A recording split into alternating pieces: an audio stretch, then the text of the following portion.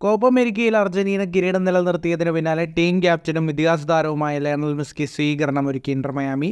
കോപ്പയ്ക്ക് ശേഷമുള്ള ക്ലബിന്റെ ആദ്യ മത്സരത്തിന് മുൻപായിരുന്നു സ്വീകരണം. പരിക്ക് കാരണം ഇന്റർ മയാമിയുടെ ആദ്യ 2 മത്സരങ്ങളിൽ മെസ്സി ഉണ്ടാവില്ലെന്ന് ക്ലബ് നേരത്തെ വ്യക്തമാക്കിയിരുന്നു.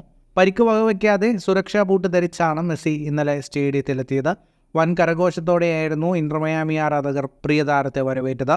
തുടർന്ന് മെസ്സി നേടിയ 45 കിരീടങ്ങളെ സൂചിപ്പിക്കുന്ന ബോർഡുകളുമായി കുട്ടികളെ ഗ്രൗണ്ടിൽ അണിനിരത്തി. പിന്നീട് ക്ലബിന്റെ ഉപഹാരം മെസ്സിക്ക് സമ്മാനിക്കുകയും ചെയ്തു. കൊളംബിയയെ തോൽപ്പിച്ചാണ് അർജന്റീന തങ്ങളുടെ തുടർച്ചയായ 2ാം കോപ്പ അമേരിക്ക കിരീടം സ്വന്തമാക്കിയത്. മത്സരത്തിന്റെ ആദ്യ പകുതിക്കിടെ ലയണൽ മെസ്സിക്ക് പരിക്കേൽക്കുകയും ചെയ്തിരുന്നു.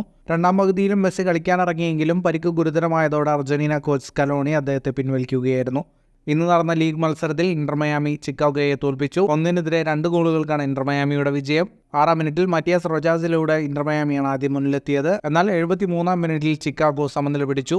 എന്നാൽ ഇതിനു പിന്നാലെ 75ാം മിനിറ്റിൽ ജോർഡി ആൽബയുടെ ഗോളിൽ മുന്നിലെത്തിയ ഇന്റർ മയാമി മത്സരത്തിൽ ജയിച്ചു കയറി. ഫുട്ബോൾ ലോകത്തെ കൂടുതൽ വാർത്തകൾക്കും വിശേഷങ്ങൾക്കുമായി സ്പോർട്സ് കഫേ ഇപ്പോൾ തന്നെ സബ്സ്ക്രൈബ് ചെയ്യുക.